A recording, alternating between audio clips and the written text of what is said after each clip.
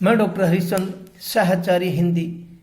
प्रिय विद्यार्थियों, आपको पूर्व में सूरदास द्वारा सूर सागर सार से कुछ पदों की व्याख्या बता दी गई थी। पूर्व में ब्रज के अंदर उद्धव आने पर गोपियां उससे वार्तालाप करती है और व्यंग्य के रूप में व्यक्त करती है, और साथ में प्रियतम श्री कृष्ण के विरह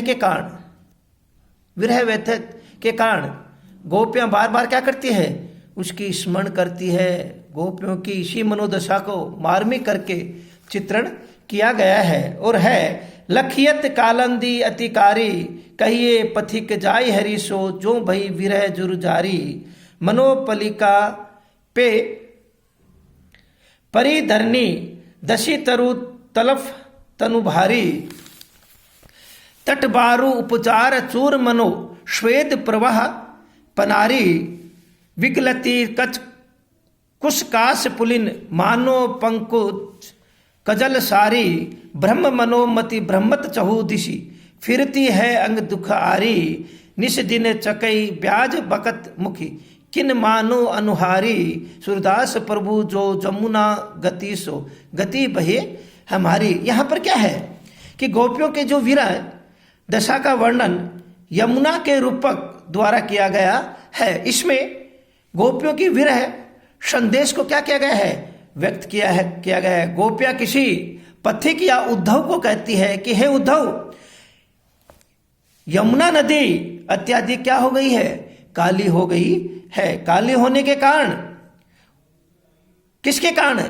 तुम्हारे विरह ज्वर रूपी ताप से क्या है, संताप होकर वो कैसा रूप धारण कर लिया है, काला रूप धारण कर लिया है। यह यमुना मानो धरती रूपी पलंग पर क्या है, पड़कर नीचे धसती हुई अपनी तरंग रूपी तड़पन जो है से क्या है, व्यथित शरीर वाली हो गई है, दुखी शरीर वाली हो गई है। बहुत कष्ट इसको होता है। इससे शरीर में तरंगे रूपी तड़पन बहुत बढ़ गई है।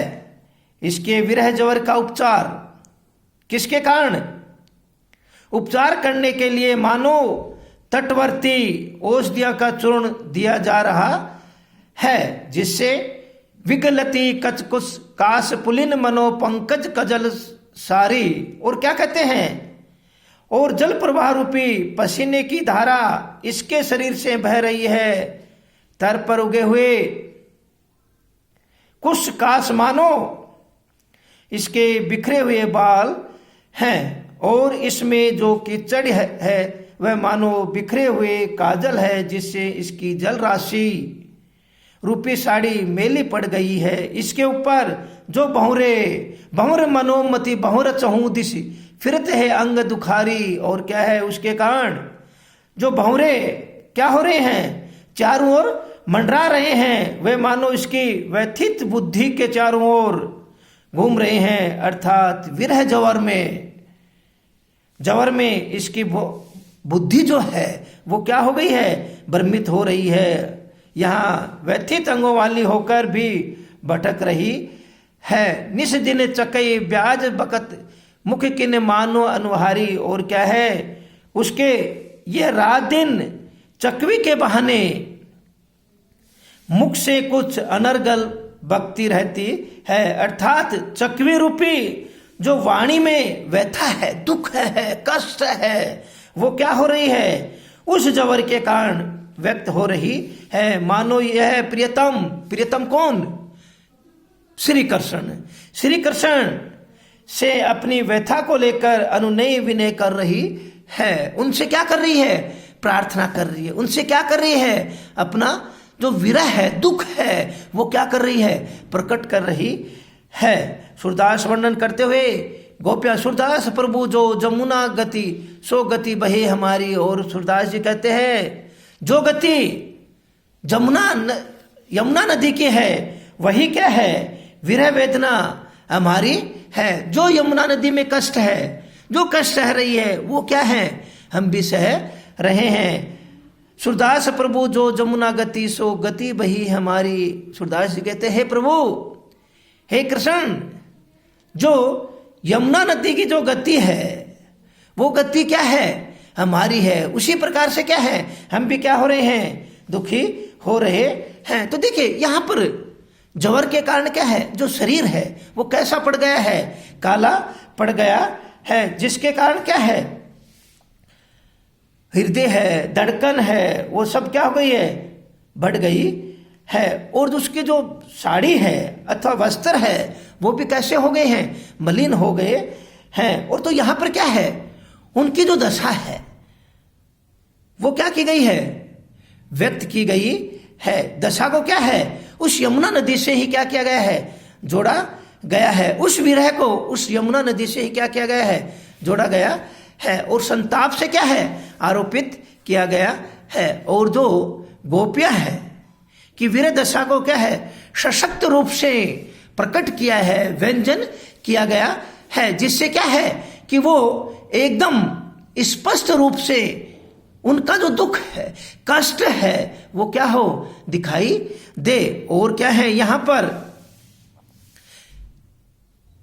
विभिन्न प्रकार के जो अंतर है वो क्या है, दिखाया गया है। और विभिन्न प्रकार के जो अलंकार है वो भी इसमें दिखाया गया है। तो यहां पर देखिए कि सूरदास जो है वो गोपियों के माध्यम से उस उद्धव को इतना अच्छा व्यंग्य के साथ भगवान श्री कृष्ण का जो गोपियों का जो पक्ष है, किसके प्रति, भगवान श्री कृष्ण के प्रति जो पक्ष है वो दिखाया गया है। और गोपियां निर्गुण को नहीं मान के सगुण जो है उस भक्ति को क्या है, स्पष्ट रूप से मानती है, स्पष्ट रूप से क्या होता है, उसको दिखाई देता है। देखिए बंधु कि ये सूरदास से हर वर्ष राजस्थान विश्वविद्यालय द्वारा, जयपुर द्वारा जो परीक्षा ली जाती है उसमें सूरदास से या तो व्याख्या या एक प्रश्न जरूर आता है।